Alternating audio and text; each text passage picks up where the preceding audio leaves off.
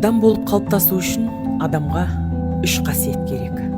Ұлы Абай атамыз айтқандай, ыстық қайрат, нұрлы ақыл, жылы жүрек. Ыстық қайрат бұл берілмейтін ерік. Сен құласаң да қайта тұруға итермелейтін күш. Нұрлы ақыл бұл жарық шам секілді.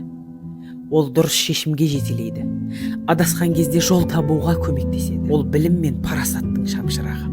Ал жылы жүрек бұл адамға шынайы махаббат пен мейірімнің көрсеткіші. Ашулы сөзді жұмсартатын мейірім, жылаған жанды жұбататын жылу.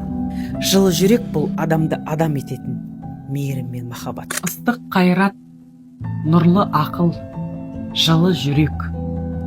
Шын мәнінде осы 3 қасиет тоғысқанда, толыққанда адам бейнесі қалыптасады. Абай дара, Абай дана қазаққа.